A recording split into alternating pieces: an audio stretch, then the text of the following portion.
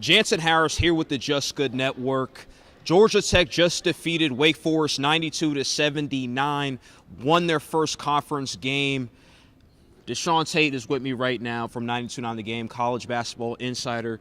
Deshaun, what did you see tonight out of Georgia Tech's offense? Just really a lot of really good defense on their behalf. And not just defense, but I know one of the things they've been struggling with as of late has been on the offensive side of the ball. They have done a lot better on the offensive side as well, shooting 55% from the field. It's kind of hard to beat a team. You have to be shooting much better than 55% from the field. You don't see that very often out of Georgia Tech, and that's something that you got tonight, and that's what ultimately resulted in the win. Are you convinced that we're going to see a lot more of this offensive turnover from them? We don't really see them play this well offensively. 92 points.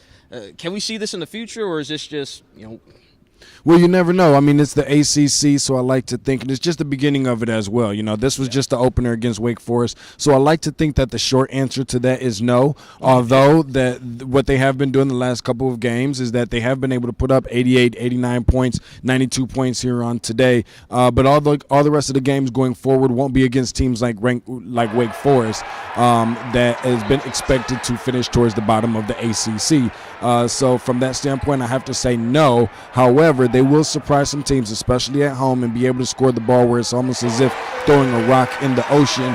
It seems pretty easy to them, and then there's going to be some games where it seems like it's a lot more difficult than usual. So the short answer is no, but it's in the ACC. As we get closer to March, as we all know, crazier things we have seen happen before. So we'll never know. We'll see. Is Georgia Tech, they're known for their defense. Final question, Deshaun, do you believe their defense could travel on the road once they start playing some road games? I do think so. I think it also what depends on that is exactly who those teams are that they're going to be playing on the road. I think it's one thing if you're going up against Clemson in Clemson, South Carolina, but I think it's a different story when you start talking about going into Cameron Indoor Stadium. Now, however, I think that one thing a lot of people aren't paying attention to is certain teams that are youthful, just like Georgia Tech, and if they allow Georgia Tech to kind of stay in the game and allow Georgia Tech to kind of hang their hats on their defensive anchor and specialty that they do, they could run into some trouble against Georgia Tech. Those being teams kind of like a North Carolina up in Chapel Hill, where the first half could be kind of close. Georgia Tech could have a lot of confidence at that time,